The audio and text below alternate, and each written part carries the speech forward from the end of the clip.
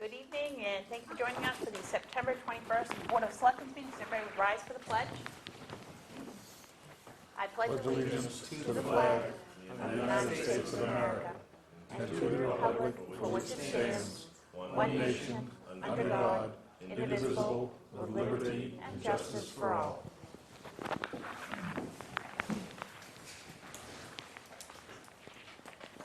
First on the agenda this evening, we have announcements. We have the winter drawdown of Ossipee Lake starting October 1st, which is only a couple short weeks away. The Friends of the Waterboro Public Library Gala is being held on October 2nd, starting at 4 p.m. And I just wanted to wish Mike Risty some get-well-quick wishes. He's feeling a little under the weather, and so I just want to let him know that we're thinking about him, and hope he bounces back quick. And if you don't know who Mike is, he's the one that keeps all of our fields and lawns and whatnot in order and tries to keep Mike D'Angelis in order a bit. Appointments this evening, we have at 6 o'clock Fred Fay-update on the Hemlock Drive. Good evening. Fred Fay, Road to Town of Waterboro. All of that is marked off by DigSafe down there. Doug audited everything today and gave you the slips and everything, report on that. I have to get permission from the state tomorrow to go down the side of that road and cross the road. We have to have a permit for that. And otherwise than that, it's on the go. All cut out down there to run that pipe down across on the other side of the ball field and everything. So, should be good. What are you looking at for a time frame? 1 week. 1 week? That's what it'll take them, just about a week. So it's just a matter of getting the permits and Yep, the get everything supplies ready and get it to go. Now, I got something else for you. Knew that was too easy. I had a gentleman, I'll call him a gentleman, get after me about cutting some brush on the new dam road. He said we went on his property. Well, I understand we did cut some back, but the problem is, and what we've been cutting for brush and everything, anything that hangs over the road that'll snow plowing or buses or even people traveling, we've been cutting. Well, these stumps and everything are just like this. So he wants me to replant 12 trees. Well, I'll take care of that. I'll get the trees. I'll just dig up some maples on town property, not somebody else's, and I'll replant them. Am I all right? I don't know, is it clear that it's his property, or is it extended? Oh, yeah, over it there? is. It is? Yeah, he had it all taken care of. We measured it, Tommy and I went up and measured it. And what we tried to do when we went up through there is a lot of them streets coming off on New Dam Road, you can't see up the road. And we tried to make that corner better. Well, he come out there blooming, so I'll take care of it. Rather Joe. Thank you, Fred. 6:15, we have an appointment with Nancy, but we're running a little bit early. We'll move along until then under hearing a delegation. Okay. Seeing none. Town Administrator's report. Last Thursday, we had the kickoff meeting with the department heads on the capital improvement plans. Town planner Tom Ursher was in attendance and presented forms and answered questions. This topic, of course, will be on the front burner of all the meetings, and the meetings are held the first and third Thursday of each month at different department head locations. And we have received a workers' compensation experience rating, and we have stayed the same. We're at 0.87. So that's good news. At least if it goes up over 1.00, you have to pay a increase. Whereas if it's under, you get a percentage credit, like you probably get like 10% credit.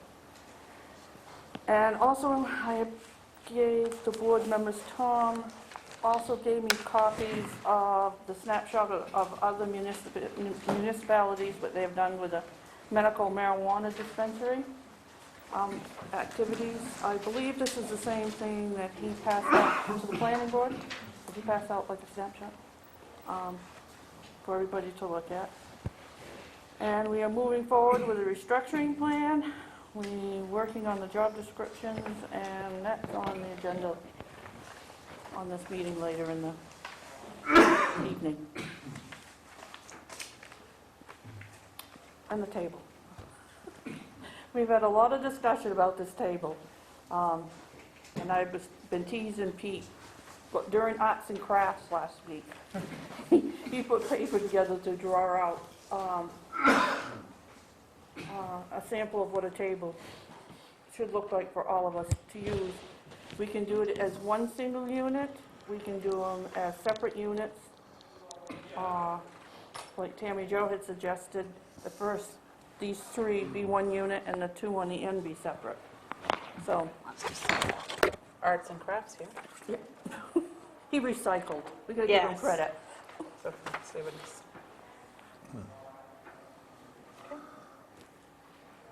How much room is that gonna take up here? I just got the dimensions Not on very it. much, the tables are small. It'll be small with little tables and chairs, so. Actually, he said it would be, the depth would be 40 inches, and these will be 4 feet wide, and they can fit up to 10 people, 2 at each section. So we need to, board needs to make a decision if we want one unit, or how we would like to have it. That's all I have. All right. Selectmen's report. David? I am pleased to announce that I have contacted John Tufts and, on this PSA. And I don't know, David, what are you doing at 4 o'clock on Friday, do you know? Probably making a PSA. Okay. You hear that, John? And what was the date on the Hannaford collection of prescription meds? Saturday. This coming Saturday, the 25th? Okay, hours? 10 to 2. 10 to 2. Okay. And I wish Willis Lott a speedy recovery. He tripped and fell onto a hornet's nest Oh, and had approximately 100 bites. And is quite swollen and uncomfortable, so Wow. wish you well, Willis. Absolutely. John, do you have something? Yes, we had the 12-town group last night. There were 2 topics. One of them was around, and the one that took up the most time actually, was around setting up a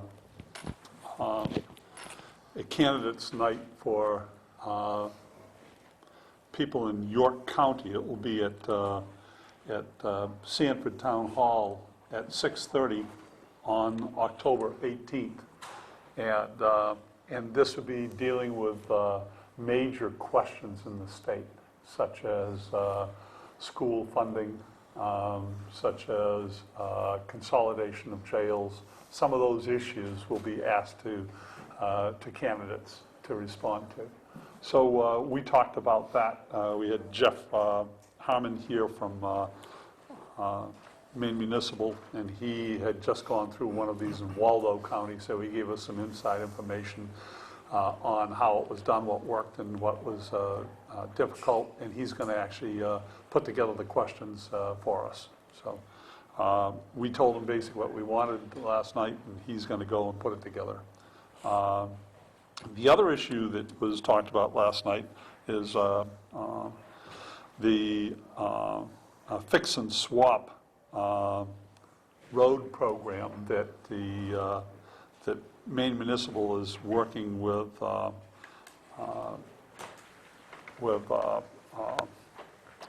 Highway Department regarding the state wishing to give back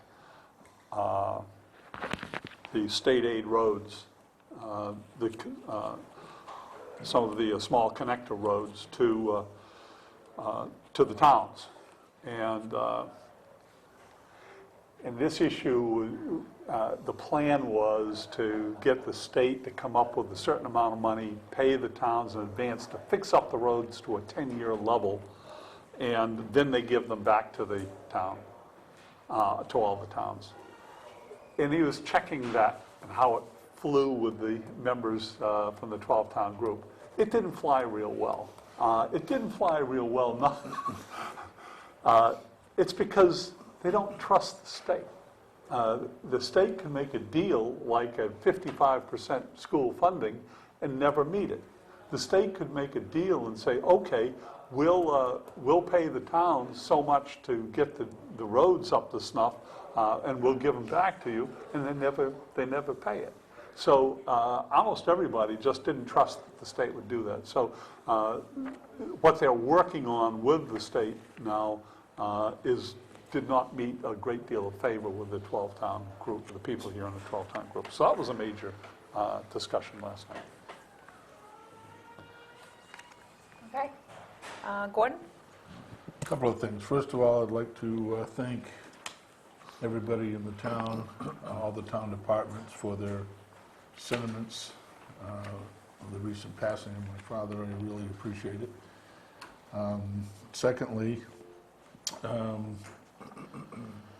just to give you a heads up on something, because you'll see them around town, is Central Maine Power Company will be in the process of installing new meters replacing every meter in the state of Maine.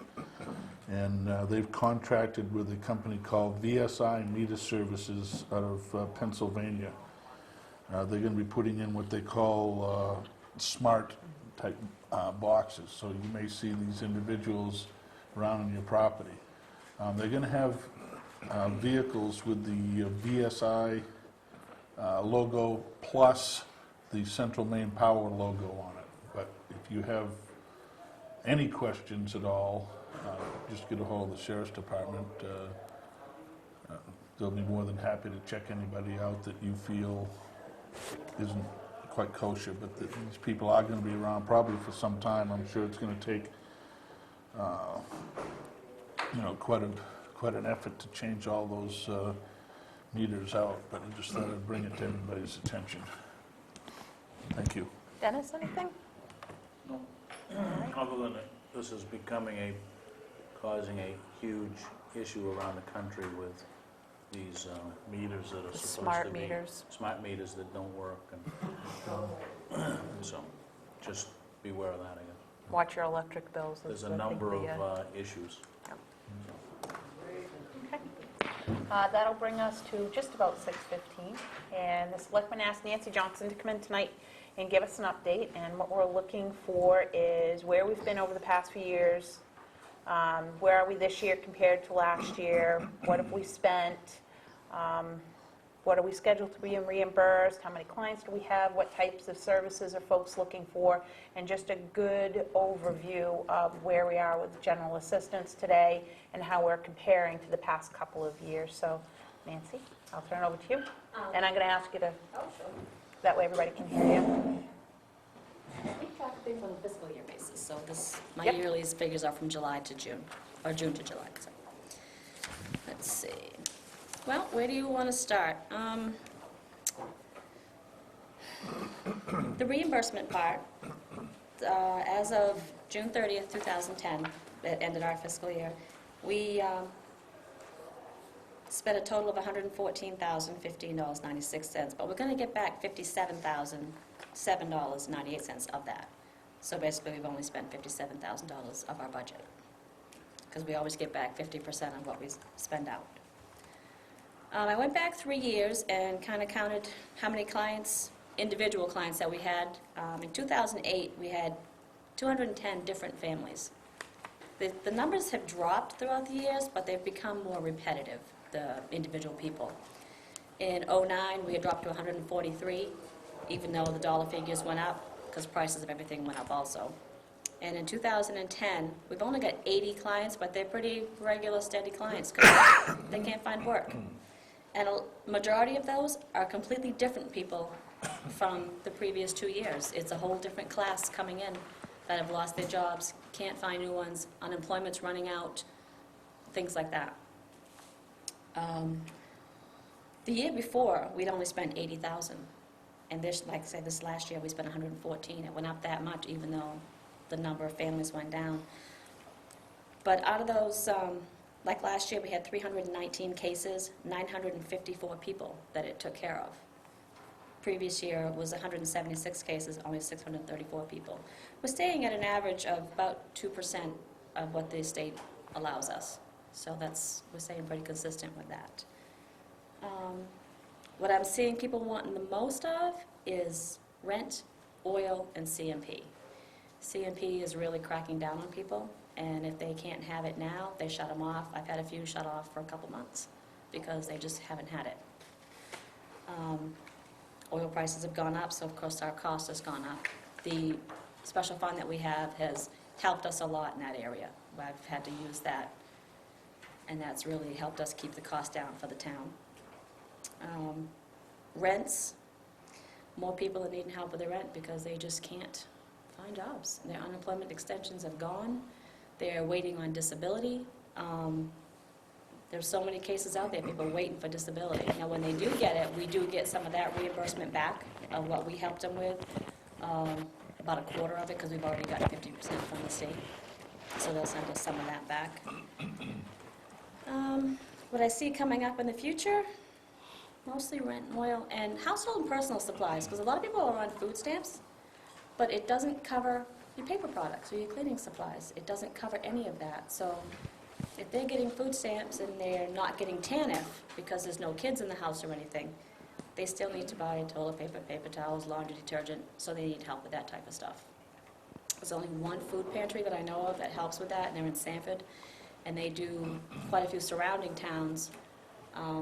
I send a lot of people to that, and it has helped with some. Plus the 2 food pantries we have in town have helped keep our food costs down for helping people, but it's still up there more than what it should be. Let's see, what else did you want?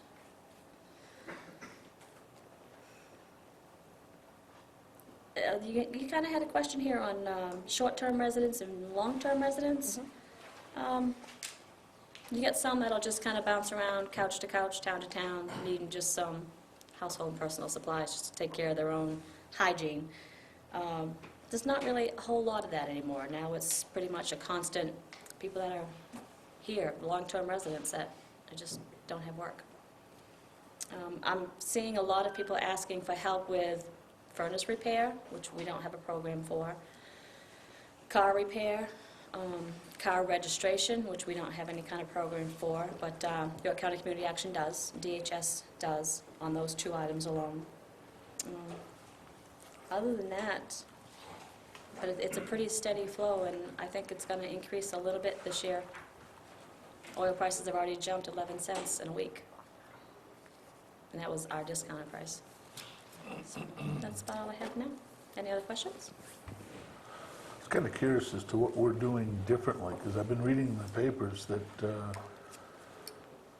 general assistance in general is on the rise statewide, and it would seem that ours is actually dropping.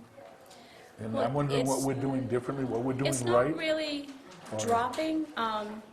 We have, I know our number of cases have gone down, like the 80 certain families, but they're more repetitive. That when I had the higher number, I might have seen them once or twice in that year and never saw them again because they've either moved, gotten their disability. That's happened a lot in the last year. The people have gotten their disability and they don't need us anymore. So they're on their own. Or I've moved a few people to different towns because they couldn't find anything affordable in town here for rents. Or they've gone to live with family members or had to go out of state for just to find work. So our dollar figures are up, but our number of cases are down, but they're, like I say, they're repetitive cases. They need help every month because they just can't find work.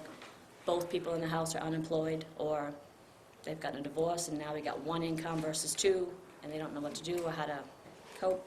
So they're coming in looking for help. I'm trying to help people. We're working a lot with budgets, trying to help people figure out a budget, what's most important to pay, let go of the credit cards, let go of that cable, internet. You got to pay your rent, your lights, your food, that stuff first. So that's been working a lot with a few, because we've been trained on some of the classes through York County Community Action on budgeting and stuff, and it has come in handy to help with different people So that's kind of helped some. And like I say, a bunch have gotten a disability, so they've been able to take care of themselves now. And you get a lot of pride people in this town that don't want to come in unless they absolutely have to, and they might come in for once or twice a year, looking for a little bit of help at Christmas time maybe, or during the really cold, cold weather when their oil, not going to have another paycheck for 2 weeks. They need $100 worth of oil or something. But other than that, working on budgets, and the people, trying to help them figure out and live within their means, suggesting finding a new rent if they can't afford the one they're in, that type of thing. Thank you. Dennis? I know in the past, we've utilized York County Community Action a lot. It's always a topic of discussion at town meeting of, well, why should we support them and all of this good stuff. How much are we, I mean, my perception is we still utilize York County Community Oh, Action yeah. a lot, Yes, and they help they have the defray LIHEAP some of program. what we would be. Yeah, the LIHEAP program in itself. In December, they'll have money come in to help with furnaces, furnace repair or replacement, that type of stuff that we can't help with, we use them for. A lot of times help with CMP, they have like a certain dollar amount for an emergency fund that the people can use once a year. If someone's got an extremely high one and we can't quite help them there, I'll work with them and the Salvation Army, and sometimes it takes 2 to 3 organizations to get somebody back online. Would be interesting just in it, I guess, in the course of a year, is to keep track of, you know, there are things that we couldn't help with, but York County Community Action did. Yep. Because I think, you know, every year we get to town meeting or in the budget season, everybody looks at, you know, and we don't put a lot at York County Community Action these days. No, nowhere near as much as they help us with. Right, That's for so, sure. I mean, it would be fairly nice to have a number that would say, yeah, but we're getting this much back, you know. or the I do peop- that with the we're not, but shelter. people The are. shelter sends me monthly faxes during the heavy season. Like I'll probably start getting one this month, next month, showing me how many families that they helped for that month, how many food baskets that they've handed out for just the town of Waterboro. Yep. And so maybe we can try to set something up with York County on that. York County Community Action sent us a letter that they'd like to come in and make a presentation to the board about the services that they offer. That's a good idea. So we'll look at maybe doing that in October. Okay. John? So people are coming in looking for help with food. Do you find that they have been to St. Stephen's first, or do you A lot of them do don't they even come know here about first it. and you tell them about St. A Stephen's? lot of them come here first, and I tell them about it, and the one in Alfred also. Because St. Stephen's, they can only go there once a month. Yep. Alfred, you can go once a week. So I usually inform them about all of that. The one in Sanford for the paper goods, that's the 3rd Saturday of the month. They can go to that one, just the different ones around. But a lot of them don't even realize that they're there, or they're too ashamed to go. When you mentioned soap and toothpaste and things like that, when I went over to St. Stephen's, they said they're really happy to receive that because they that don't is always something have that it. people can't get. Yep. And it's oftentimes something people will go without. Yeah. So it's And they shouldn't. it's nice for them to give it up, to be Yeah. able to give it out. Yeah. What's that? Could you just, for people that are watching and maybe know a neighbor or family that needs help, could you just explain a little bit about what type of help people can get through Waterboro General Assistance, how they go about it, how they get in touch with you? Sure. They just call here to town and ask for general assistance. And we have scheduled hours, Tuesdays and Thursdays. You call and make an appointment with me. And a lot of times we're booked 3 to 4 weeks out, especially this time of year. So if you really need it, don't wait till the last minute, because your emergency is going to pass and we're not going to be able to squeeze you in.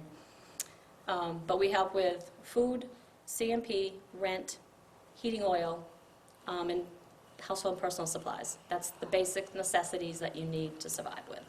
That's what we're here for. We're not here for car repair, oil changes, car registrations. We're here for basic necessities to live with, not your cable, not your internet, just CMP, food, shelter, heat, that type of thing. And what's the phone number to call you at? I'm still stuck on my old extension. It's 247-6166, extension 235. And that can always get through. leave a voicemail. It's private. I'm the only one that receives the voicemail, so don't be leery of thinking somebody else is going to hear it. Okay? All right, thank you, Nancy. You're welcome.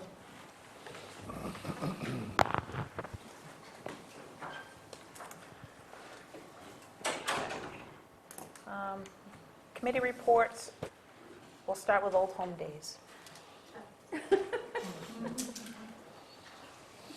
Oh, Mike. I said. Yes, he did. He was very gracious. Good evening, I'm Cindy Durney, and I'm with the Waterboro Old Home Days. I did not pass in a report to you, the final report, because it will not be completed till October. Our meeting is October 14th at 6:30, and we are running all the figures once we find out after the auditor exactly where we stand. I think the event went very well. We haven't really had any complaints except for like maybe the rain. We lost a tent during the event, and other than that, it went wonderful. Thursday night setting up because of our fire department, who has been spectacular, coming to help us set up. And then Friday, we were there the whole day. Thank you, Gordon, for showing up. He came over to see if we were all okay. Friday night, our entertainment went over very well. Matter of fact, he would like to come back next year. Saturday, we got the parade in before it actually started to rain again. So in return, we were not able to put up our bouncy houses, or a couple of events were canceled because of the rain.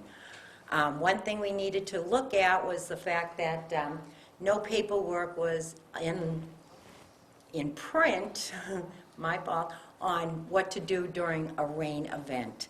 So we did handle it, and thank you, Matt, because between talking with the fire department and the fireworks company, at 2 o'clock, we were able to look that we had to cancel the event on Saturday night. In 24 years, this is our first year of having to cancel it, so none of that was really in effect. But between Lakeside, Facebook, which I guess everything's on the computer now, and thank Dave Lowe for putting it on to the government channel here, our Waterboro channel, and phone calls. We stayed there that night until 9 o'clock, and we only had 3 people that came into our parking lot to find out what happened. And we said, well, come back tomorrow. So one of the good things that happened, not good, but 97% of all our vendors came back the next day, even though it was raining. Our amusement rides did leave because they had another commitment on Sunday, the next day till the following Saturday. But in turn, what that gave us was all the parking in that parking lot, which gave us over 110 spaces, which was really took away from a lot of the parking issues that we had on the street. And again, because of the fire department and Officer Sanborn, they put up wonderful signs, and I don't think we really had an issue. I haven't heard of any issues, so if we have any feedback, let me know with the parking. But that over 100 spaces in that parking lot helped. And right before the fireworks went off, we still had 12 spaces in that people didn't know we had. So I don't know until the numbers come in. We do have, we went over on a couple of items, and the budget, we'll submit all the figures for next month.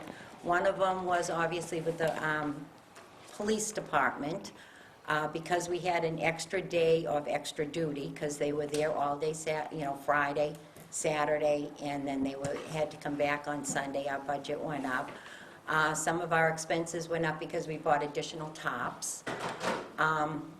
And one that was a mistake, that we had an extra person at our parade, which they didn't know that they had been canceled. So do you have any questions besides, we do personally want to thank the fire department, because getting everyone out that night was the fastest we've ever done it. It was just happened. And having Officer Sanborn with us all day, he's very professional, and it was wonderful having him walk around with the people that came to meet him. Is there any questions that you have until next month? Okay? No? No. Okay, All right, well, thank thank you you so very much.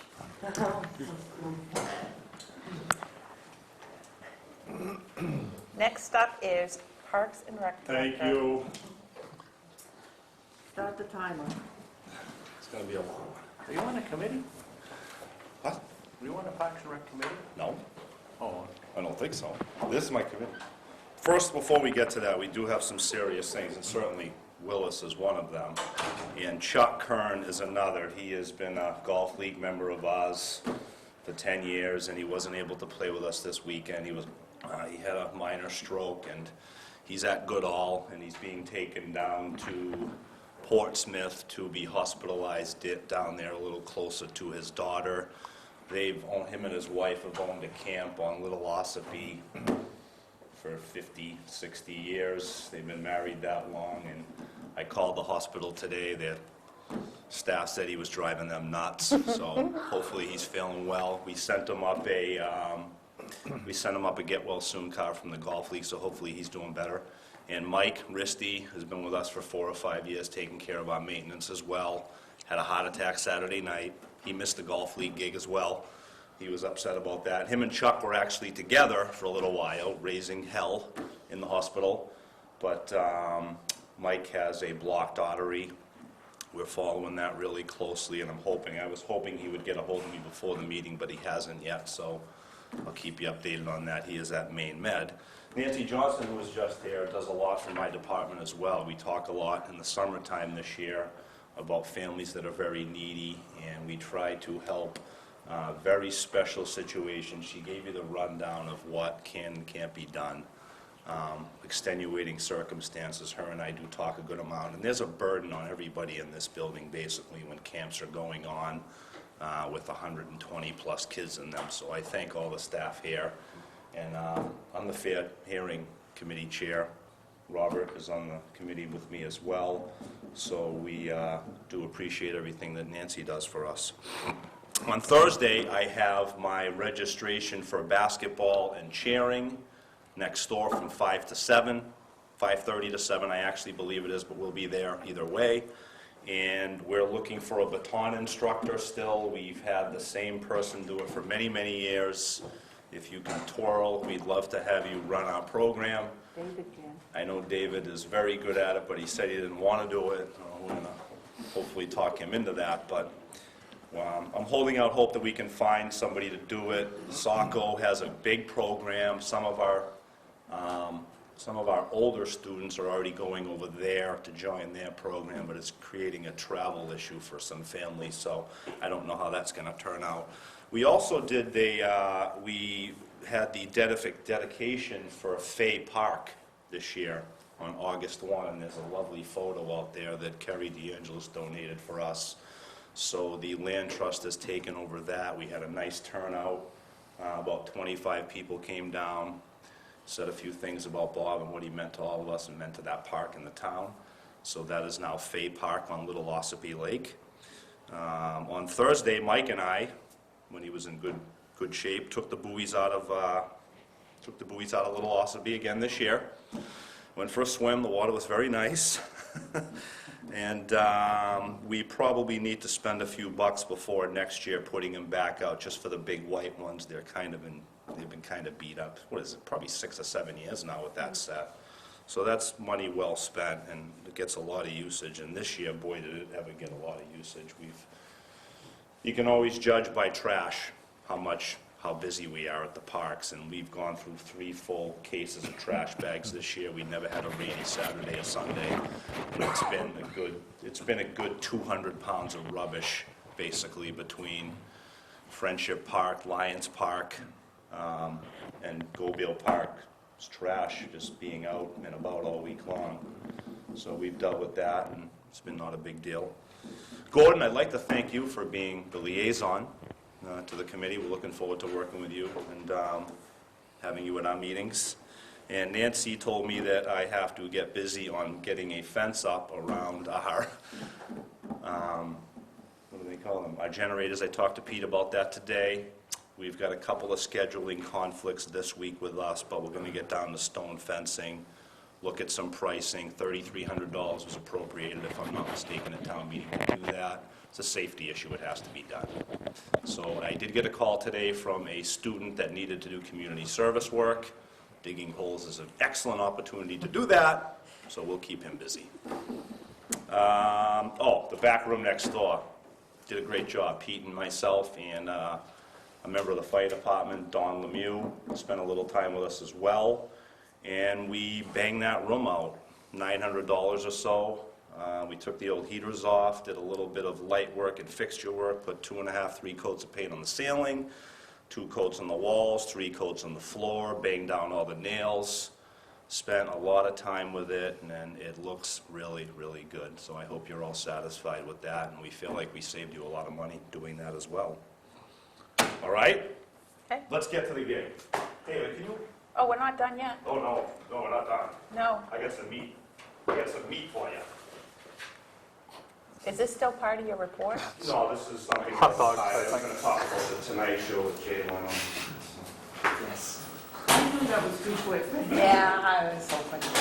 This is what, I kind of gave you a departmental overview here of the last year and the fiscal year. The fiscal year to date, of course, we start on July 1, and for the last 2 ending fiscal years, we haven't rolled over our money that we collect in June, and certainly in June we make a lot of money. This year it was in the neighborhood of $20,000. So year to date right now, our revenues deposited are about $42,000, which is pretty good. But going back to 2001, when I inherited the department, we had a department ending fiscal year revenue base, and if you look up here, black is, blue is the amount of money that we appropriate out of taxation. In other words, the taxpayers help us to fund parks and recreation from 2001. And the black number is department revenues. What do we take in doing what we do? Day camp, basketball, fun camp, the funny thing we have going next door, our swim program, our golf program, our cheering program, our gymnastics program, our baton program, our senior programs, our luncheons, our trips, etc. And the answer, well, in 2001, when we didn't have anything other than a camp, was $46,000, and it cost the taxpayers $87,700 to do whatever it is that we did. We went up to 2004, we had doubled and then some, our revenues up to $106,000. We just started generating and creating more programs. Lisa Tudor, who's still with us, is a big part of that. Started a gymnastics program that really, really helped our revenues go up. We pretty much stagnated at that point for a few years because we just didn't have staff or ability to do any more. In fact, if you look back at the meeting minutes from that time, we were all in agreement that we had got to a point where we really couldn't do anything else. And then we went back down to 98,000 at the end of the fiscal year 2008. We had some gymnastics stuff happen to us that just didn't develop our program any further. And then in 2009, with the end of fiscal year not carried forward, you can see the $20,000 decrease basically as a result of that. This year, I'm estimating $130,000 in revenues because of our new before and after school program that I know you guys want to talk about. But with that, because of all these revenues, you can see what has taken place with money that we require from taxation. We got it down about $5 grand, we got it down to 10 grand, we got it down to 30 grand, and we've kind of leveled off in here in the $46,000 range. And it's all maintenance, essentially, at this point. And because of all the stuff that we're required to do on the maintenance aspect, the Lions field, the soccer field down at Friendship Park that we built with department money, the Little League field, which Mike really did a wonderful job on, the horseshoe pits are all back there as well. We've got a playground equipment down there. There's multiple buildings down at Friendship Park, salt shed, snack shack, there's 2 well houses down there. There is a, what else is down there? Oh, the horseshoe pits have a shack down there as well. And then at the mill pond, we have a little strip of grass that we're responsible for, and Matt helped us move a bench down there this year. The Taylor Field, we're responsible for maintaining as well. The complex here at Town Hall.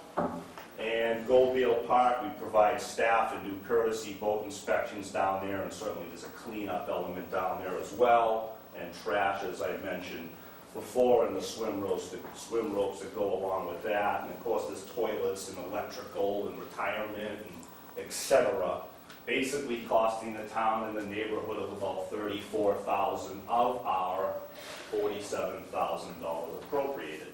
So rec, that's giving us $130,000 hopefully this year, is doing exactly what we wanted to do, help keep our costs down. But as I said a few times, it's subsidizing maintenance, basically. So, I went over real quickly what we did with day camp this year. We had 81 people registered, we generated $37,600. We've got $2,200 outstanding right now from people that are having a hard time paying, but they're on payment plans, we'll get it. Teen Adventure Camp, we had 31 registered, we generated $13,000, we've got about $1,800 outstanding. Vacation Camp, we had 4 weeks of that, we generated $67.25. We had 34 kids registered, and we've got a couple more weeks of that, so I expect another $2,200 in revenues, excuse me, for a total of a little bit under $60,000. With our new program, excuse me, we have 9 school vacation days this year. Columbus Day, some furlough days that the teachers are having off, and those school days, I expect, will generate us another $2,700 in revenues. That's an estimate. So it's about $60,000 we generate on our camps. Of course, we have staff that we have to pay to do that. On the sports gate, we've got 48 weeks of sports here. We had this is last year's figures, basically. We had 185 people play basketball for us. We had 20 teams, and we actually were responsible for a 2018 basketball tournament that did very well for us. There's a catalog over there you can look at. A baton program, we had 19, but I don't have an instructor right now. Gymnastics, we've had as many as 100, 120 people doing it. I expect that it's going to be busy this year. I'm estimating $9,000 in revenues from that. We'll start by figuring that out on Thursday when we begin our registrations, excuse me. And our swim program, very, very important program. They call it Waterboro for a very good reason. There's a lot of water in it, right? We had 46 kids in our swim program this year. We use the pool at Lake Arrowhead. It's indoor.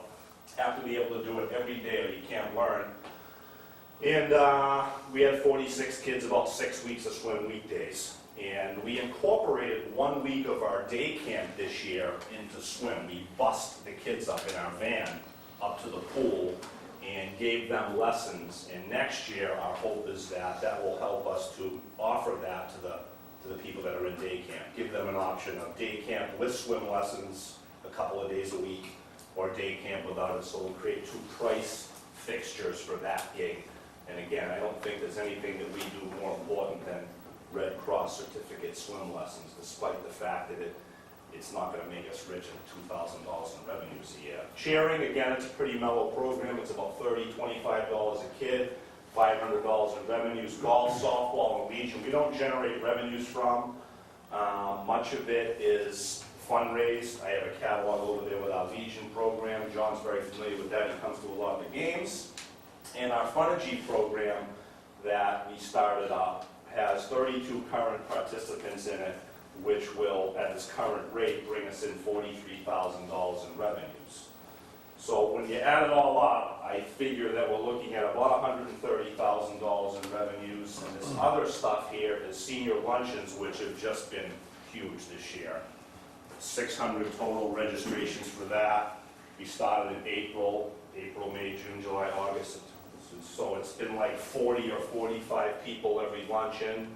And we've got 3 or 4 more culminating with our annual Thanksgiving Day free luncheon that Lakeside has provided for a few years. And without Lakeside, Sandy, and Leo, this number would be 300 or something like that. The food is so good, and the seniors really like getting together and hanging out and talking and having a nice meal. Trips, we had 3 or 4 trips this year. We went to Castle in the Clouds, did a Hollywood Slots trip. We did a clam bake on our own at the Snowmobile Club, another group that's very, very good to us. Haunted Town Hall, we do that every year. We'll be doing it again this year. I don't know how many people show up, all of them. The place is packed. 400 or 500 people, something like that. So I hope everybody will stop by for that. That's going to be on Friday, October 30th, I think. Is that right? Saturday? 29th. David? 29th? October 29th. We always do it the Friday before Halloween. And then we've got some administrative issues that have crept up recently that the department head meetings have really helped us out with. We've got a pesticide issue that we're working on. The state doesn't want us to distribute or work with anything that might be chemically inappropriate, even bleach. So we have some study manuals that have been passed out for Pete and myself, and we're training ourselves to hopefully pass an exam that will allow us to do that. Otherwise, we would have to have you guys, have Hemlock come and spray our fields, basically. We can't fertilize, we can't pesticide, we can't so forth and so on. So hopefully I can pass that test and save us some money and not have to get those big wigs out here. Hiring, meetings, and staff. We had 20 people working for us this summer. Really good staff. Older staff than we normally had, maybe because of the way the economy is. We had more teachers looking for work, some summer jobs, so we hired them. I think the parents would rather have that than kids. And we've got 8 people working for us currently in our Funergy program and, of course, with maintenance. Russ Jensen will be helping us out while Mike gets himself back in order. This stuff down here is stuff that we've kind of accomplished over the last 10 years. The watershed survey grant gave us $81,000 to re-tip Goldale Park. That was a huge thing for the lake. The amount of sediment that we've kept out of it because of that project is indescribable. It's huge. And then we got another $33,000 3 years later to do more work down there and to do some private road access stuff down there as well. And as part of that job, I think many of you have seen this booklet. Basically, we put this booklet out to show the survey. And while you're looking, I have a packet of Funergy stuff right here that we had the kids and the parents write about the program. So you have some testimonials in that packet of Funergy stuff if you want to kind of peek through that while I'm blabbing on and on. We built a basketball court 5 or 6 years ago with Department of Revenues. That was very big for us. It's a beautiful court. We need to take care of it. We refinished it a few years ago. It's probably going to be due for refinishing the year after next again. Mike totally recut the Little League field for us last year and the year before to make it regulation. It looks a little choppy right now. It always will this time of the year, but it looks great when the season goes on. We built a multi-purpose field next to the snowmobile club and fenced it in. $20,000 was appropriated for that, and I think 2000 actually. And my previous director applied for a grant to go along with that, a matching grant, and we didn't get it. So we were left with $20,000 and go build a field, so we did. And we added a well down the park, and the Lions, all the lights down at the Lions field required replacement, and we got the men's softball league. It's been very good to us. They use that field in the summertime, and they replaced both electrical panels and all the lights down there. One other thing, if I could, it's been mentioned many times about different municipalities and what they do and so forth, and I like to kind of compare us to Buxton. I know they are larger than us.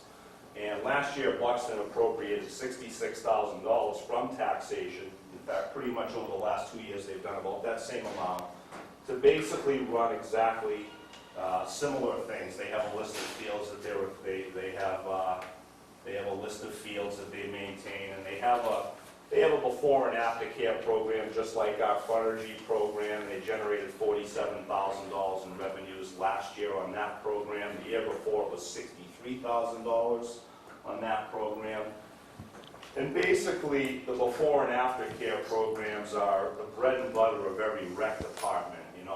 Buxton's doing $140,000, $130,000 in rec revenues, and they're getting 1/3 of it out of before and after care. And if we can continue with our Funergy program, you're going to see a similar breakdown here. You're talking about 1/3 of the revenue from doing, opening up 2.5 hours in the morning and 2.5 hours in the afternoon. So they spent $18,000 last year on field maintenance over there as well. And I got a couple of town reports over there, if you want to look at that. Any questions? Now, Mike, I have to say, you did a really good job with that. No? That was very informative. Yeah, Why don't you take a look at this? This is beautiful stuff right here. Kids kids painted stuff, and there's like 5 or 6 letters from parents about the program, and there's an FAQ sheet in here. I just put it all in the packet. There's a letter from one of the parents there. And another one there. Some of them are typed, some of them are handwritten by parents. You want to take a look at that stuff. It made a big difference to the parent. I mean, this is people that have to be at work at 7 a.m. in the morning, and we have a sign-in sheet next door every day that we use, so the kids are getting checked in. We've got 14 people basically committed to our, if you look at page 1 of the Funergy packet here, Tammy, it's, this is the flyer that we've been putting out. There's some in the box out here that we've been kind of advertising. We actually haven't been advertising it too much because we have a capacity of like 28 that we could take. I mean, we just can't go any further than that. It's loud over there as it is, and getting louder when we put 28 kids in there. But we're comfortable with 14, 15, even 16 people committed to that $70 a week price there.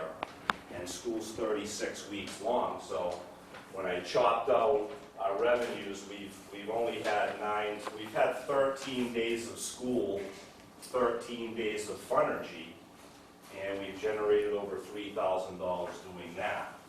But basically, we're looking at, on the high end, $1,500 a week in revenues.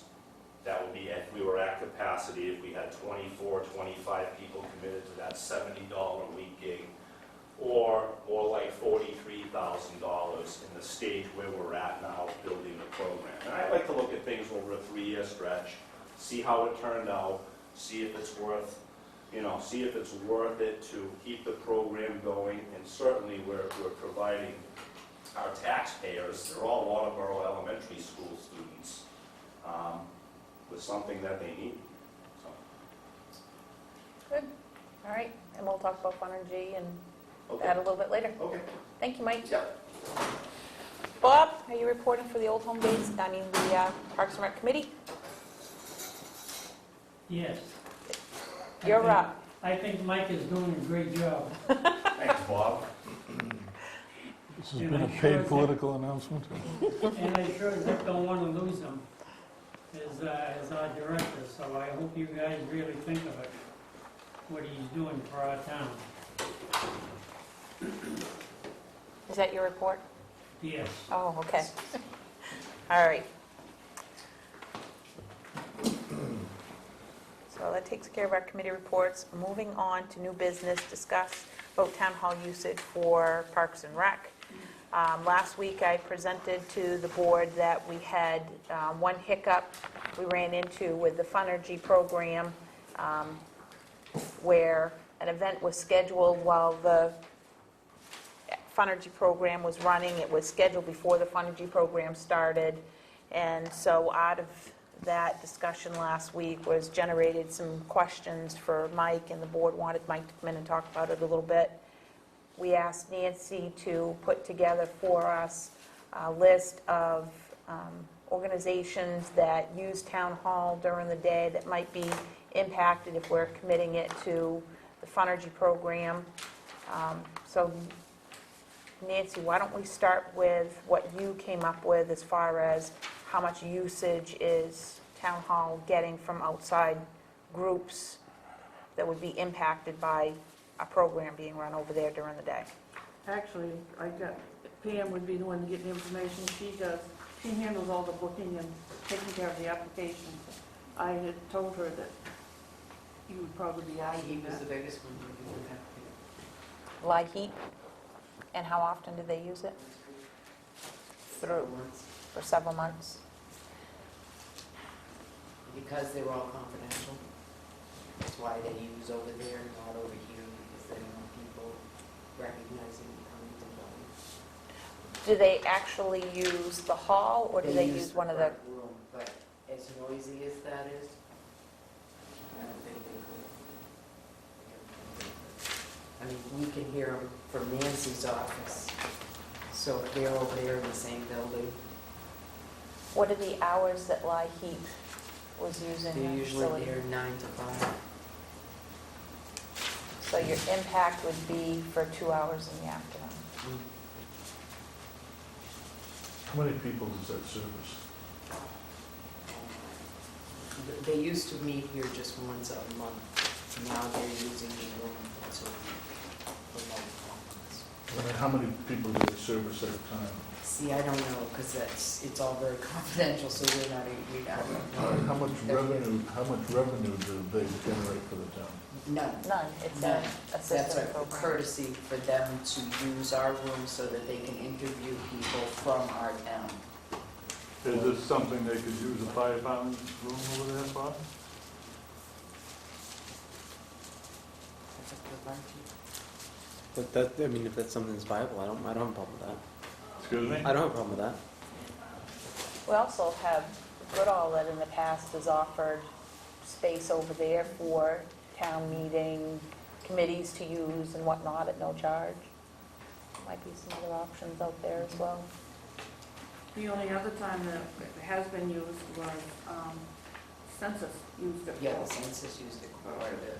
Couple Right, of I don't, weeks. yeah, I don't think there was would be any conflict with that, though. They were like 9 to Yeah, they were. 3, Yeah. And then they 3:30. changed it, yeah. Yeah. We're not getting back with our first bus load until 3:30.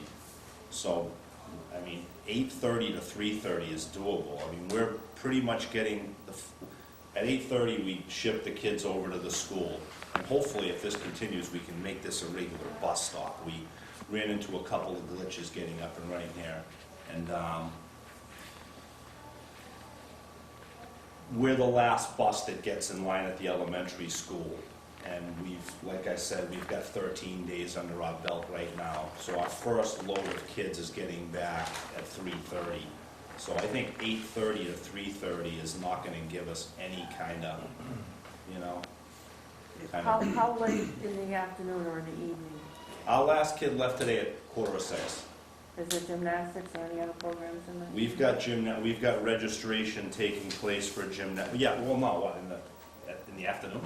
Yeah, I mean, what No, time, what no. time, I mean, No, from 9 to 3, it's like it always is, and it always had been. I don't have any programs in there from 9 to 3, unless it's a school camp week, and you guys are always, you know, kind of in tune with that anyway, right? February vacation, Christmas vacation. Storm days, you'll be open? Yeah, storm days we're open to, you know, and I think on a storm day, all the other committees and anybody that would be supposed to be here would probably be canceling anyway, so I don't really see there being a conflict, you know. The thing that would be a concern for us would be if the back room is let out for a private party, for example, and everything has to get put away, and if you take a recess and walk over, you can see where we sit when we're closed right now with all the stuff out there. And we open at 5:45 on Monday, you know what I mean? That means that we have to come back in at some point and reorganize that room. Not the end of the world, but I think if it's a Sunday that takes place, if there's a private party from 5 to 8 p.m. on a Sunday, you know what I mean? That's going to cause a staff member or somebody from Town Hall to have to re-put that room together before our children start showing up at 6 a.m. Basically, we're open at 5:45. The first drop today was 6:05. By 6:45, we had 8 people. By 7:15, we had 14. So I really feel like we can coexist, and we will. However it's chopped out.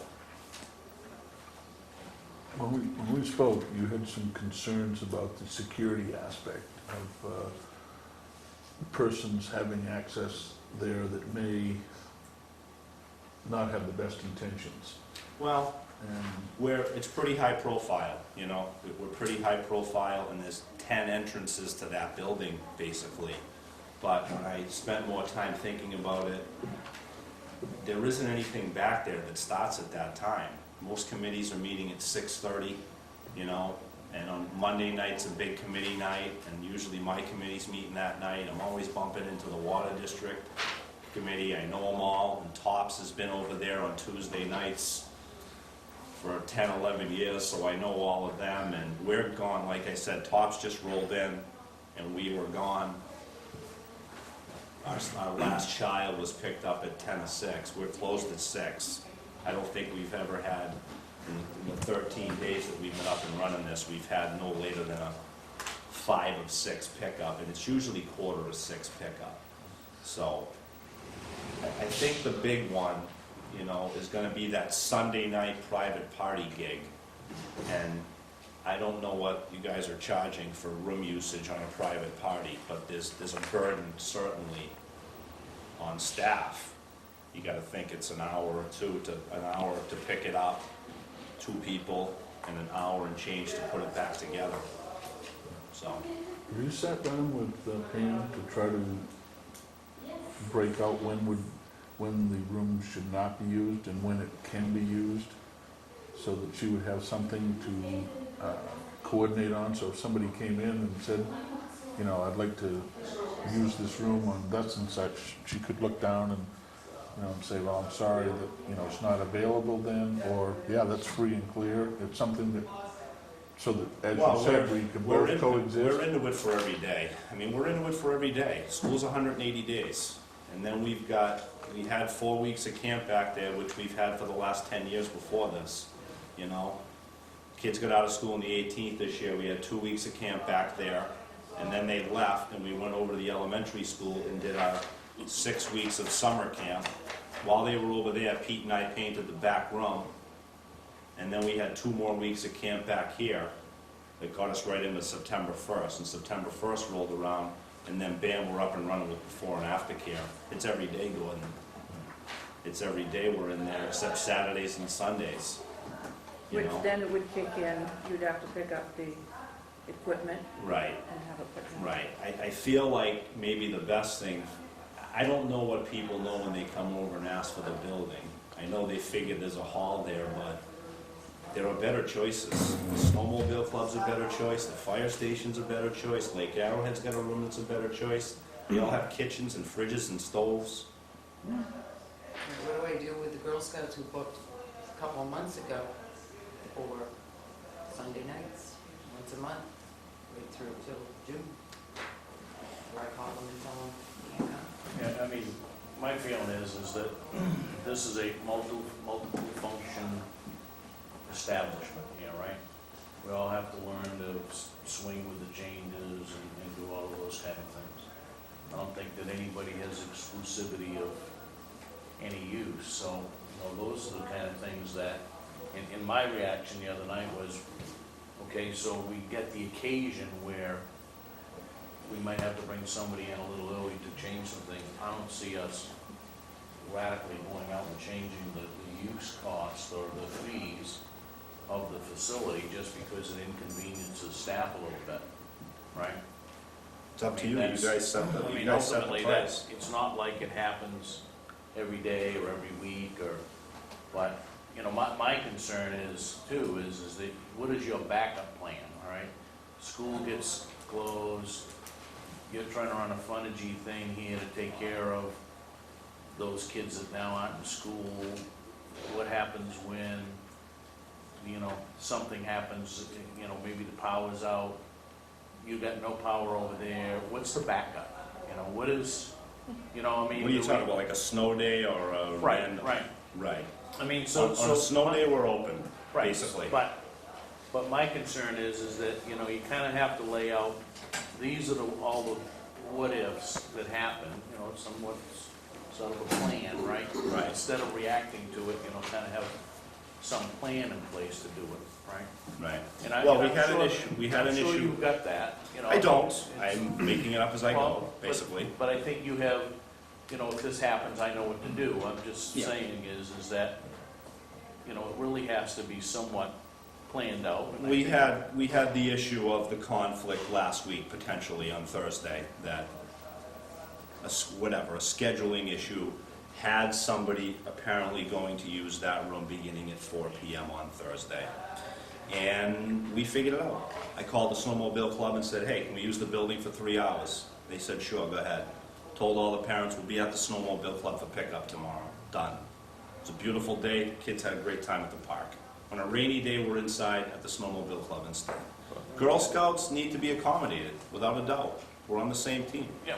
They were in there last year with the gymnastics equipment down and our same equipment basically. The only thing I mean, we haven't added much, other than a few pieces of gymnastics equipment, and the fridge is there now. I guess you just say, well, we got rid of the soda machine, and we added the fridge, so we're even, right?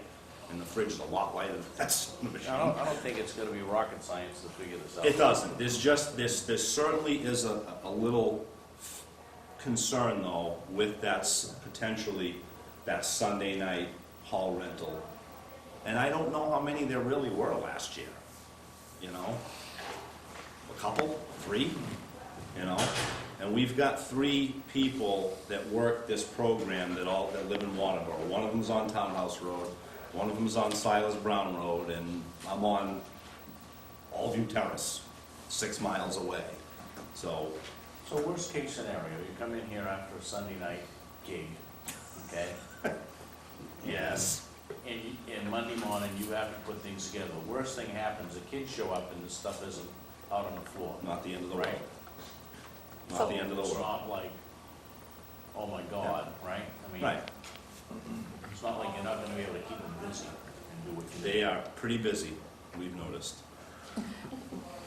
I kind of get mixed messages, because you and I had met and talked at some considerable length about this situation, and now I'm kind of sensing that I'm getting a reversal on a lot of things that we had to say, and I'm trying to be, Is it a you know, private meeting?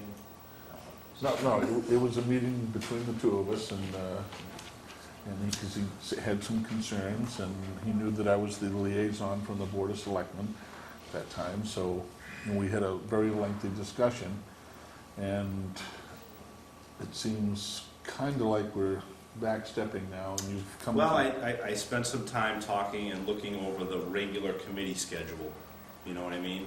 And there's nobody in here before 6. So that allays the fears of, okay, now we've got different people coming in this building while I've got 15 kids that need to be secure, et cetera. We're coming into winter, so we're really locked in the building and so forth. So I know one of the things you expressed was the confusion that it creates with the parents by moving the kids from this building to another building. Yeah, And definitely. having to try to contact all those parents. They Right. they have an expectation that when they get out of work, they're gonna go to a certain location and pick up their children. Right.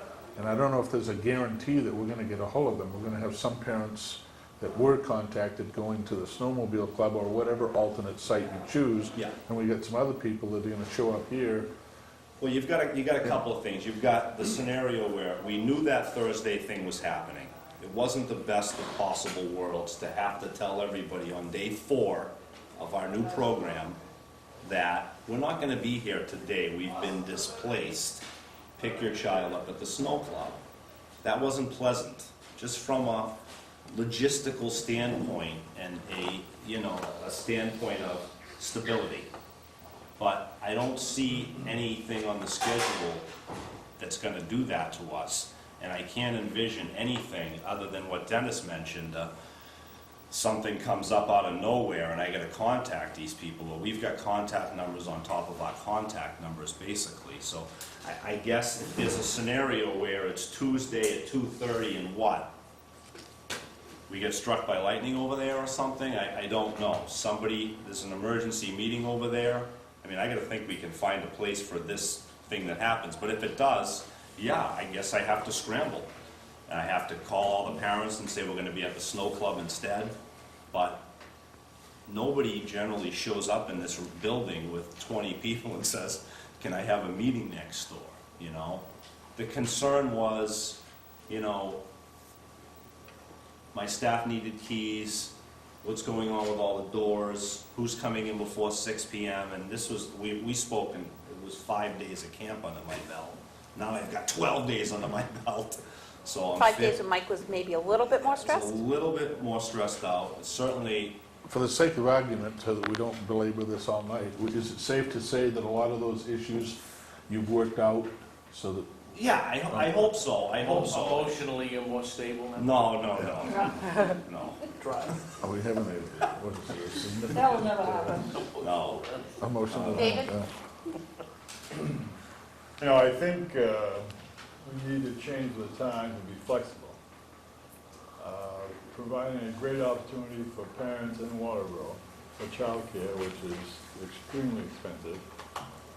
and concern. And also is a chance for an income, which I feel the town is in need of. And I would encourage that whoever schedules, and I guess it's Pam, that she try to accommodate everybody by suggesting other locations. And if that does not work, then okay, come to the town hall. But, you know, I just see this as a win-win situation if people can adjust to a different environment that we're living in now. John? I just think Sundays or Saturdays or Sunday use, that maybe a surcharge has to go along with that for a couple of hours of custodial time, you know. And I know that if it's not clean, people can deal with it on Monday morning, but at 5:45 on Monday morning, you have people coming in and having kids coming in 15 minutes Yeah. and having the place a mess is not a great way to start a week. Yeah, it's a public image thing, and, you know, we have a really good public image, I would say, and I hope it's true, and I was certainly stressed out, Gordon, over the displacement on day 5. It happened, it's not a big deal, it's a town committee that I spent a lot of time with, and I love, the Historical Society. So, I think, John, you might be right, it's certainly gonna be at least 2 people, 2 hours doing that, if you wanna recoup that. I mean, it's a I don't know who the groups are, that's the thing, is it, you know, $50. 50? For private, but for our town committees. Well, town committee's No. not gonna pay a You know, surcharge. and I've got a historical society craft fair scheduled for over there. What day? I mean, it's You not know, like, it's it's not like Saturday, we're they're gonna need it cleaned up. bringing in Friday. a lot of dough. I'm not, I think, well, I don't know if they're going or not, but I thought they were gonna hopefully have the Grange Hall open. But I don't know, I can't say for sure. Jenny Day was in last week and confirmed the date. I Okay, think the Grange Hall's taken a bit longer than Yeah. expected. okay. I had Nancy, she pulled the policy, and municipal activities take precedence over all other in use of the building. The fee structure for the hall is $50 for residents, $75 for non-residents, and then there's a small fee for the front meeting room, the upstairs meeting room, and a key deposit of $15. Exempt from the fee are any meetings involving operations of the town, nonprofit organizations, and nonprofit clubs. If the building results in extra cleaning duties for the custodian, the use will be billed accordingly and/or deducted from the deposit, and the selectmen have the ability to adjust the fees accordingly. Oh, We actually can remove the upstairs meeting room. That hasn't been available for a long Yep. time.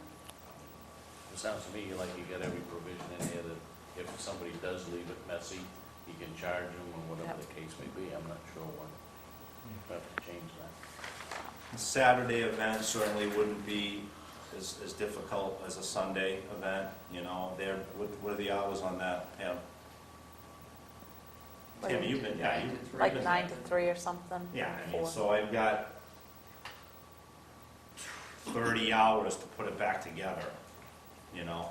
Yeah, but the issue is they're gonna wanna come in Friday night to set it up. Yeah, that's okay. Don't come in before 6:15 would be helpful, because we're in there till 6, basically. You're going to have time to We're gonna pick have to up. break it all down. Yeah, we've done that hundreds of times. It is what it is. So, it sounds like you letting Pam know what the schedule over there takes care of any issues, and it becomes a non-issue?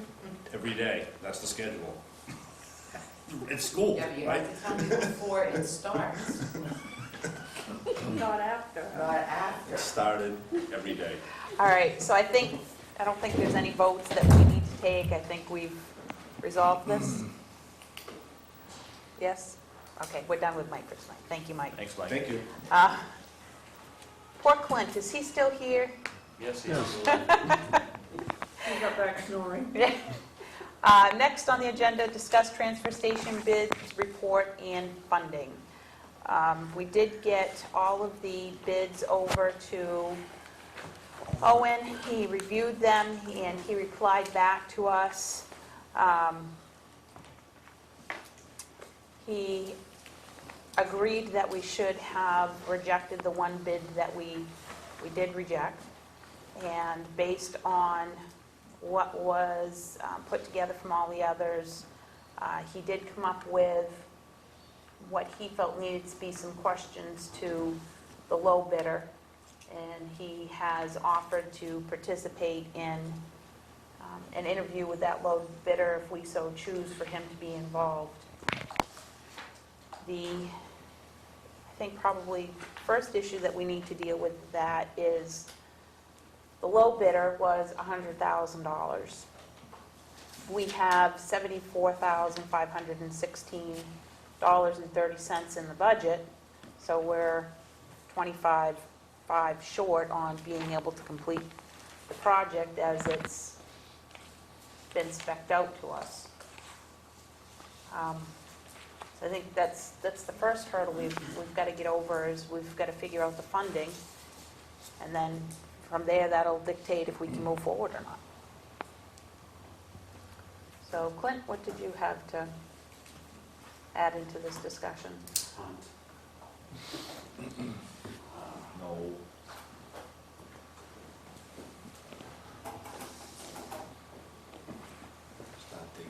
Start digging. Well, I don't know what to say, but we've already talked about this. If the town would be the subcontractor, there's a Contractor. lot, the what? The contractor? The contractor, okay. But there's a lot of money right there that you need that would actually complete the project.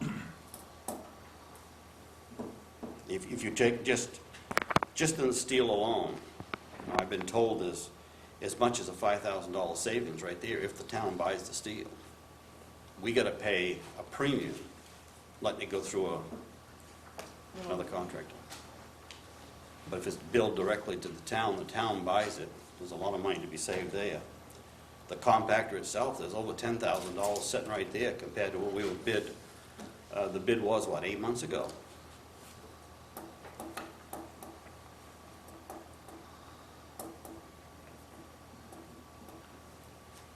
I mean, I think if you look at this thing, and I'm not, certainly disappointed that everything came in as high as it did, but, it is what it is.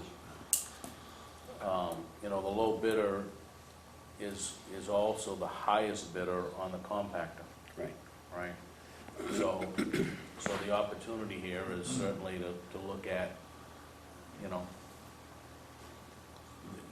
the municipality working with, when we were looking at a used compactor, Right, we easily do this whole project for the money that we have, right. Yes, right? right.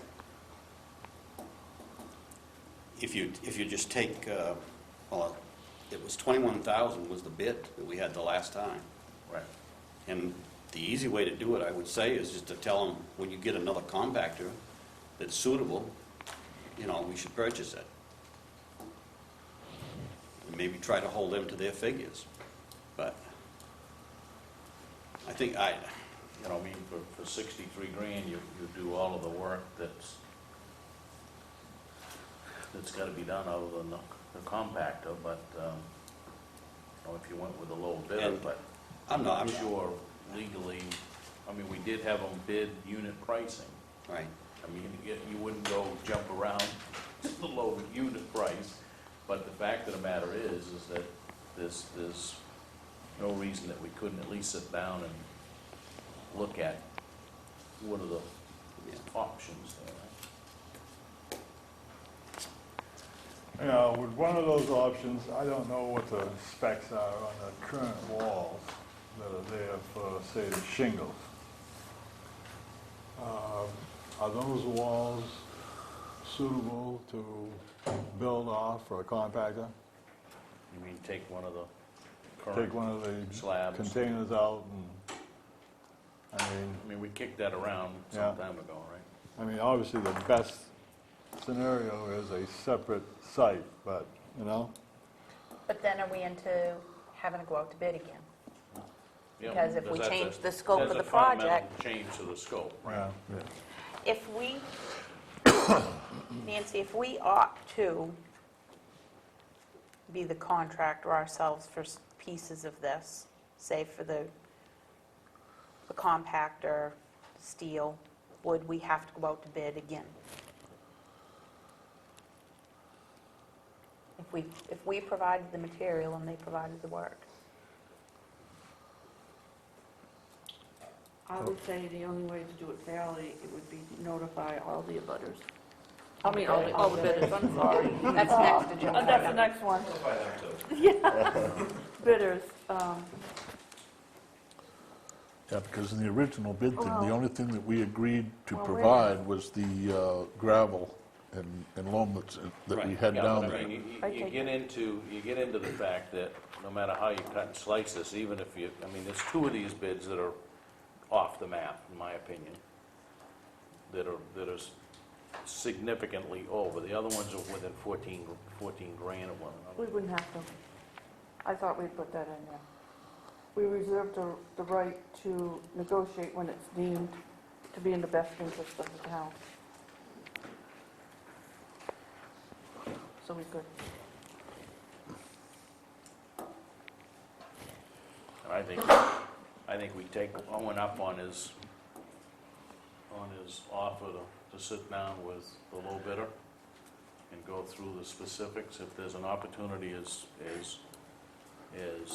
Clint suggests, that from a steel perspective, the municipality can work something. It doesn't matter to the other ones, because it's, even if you netted out what we would get for a reduction, doesn't change doesn't change anything, right? But it might put us into a ballpark of, I tried to figure out just the taxes the town is gonna be paying taxes. I know you don't have to, but these contractors are gonna pay it, and they're gonna just charge it back to you. Right. So it's about $2,000 right there.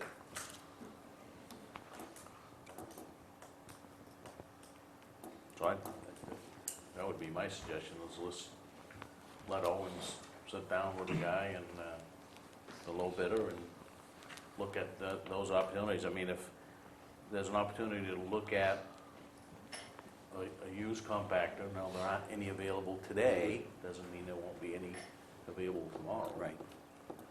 But they come with the same guarantees. And that's really what we were looking at before. And we've got significant difference in the price of the compactor. Right. Now you're talking 16,000 right there between, So. And- Iron somehow we Man get- was the high bidder on the compactor. He was Right. 37, It's the high bidder on the compactor, low on everything and else. everything else. So, is that where he's, So there's 16 there, So plus the let's- taxes is 2, that's 18. Yeah. So let's, Well, I mean, Just your excavating, we bid this out twice now, and we know it was around $3,500 to have it dug. If you just double that to finish it, I mean, that's quite a savings right there. If the town was doing yeah, it. and I'm not sure that we should pick and choose, but there are two significant pieces here. One is the supply of the material going in to the site, which we may very well be, as a municipality, be able to get more favorable pricing, okay? I think certainly a contractor's gonna Yeah. want some G&A, for administrating that, Right. right? But, it's not like, well, we can save $5,000, so we just take $5,000 off your bid. I think there's some administrative cost that would be inherent in that, but I think we get Owen to sit down with a guy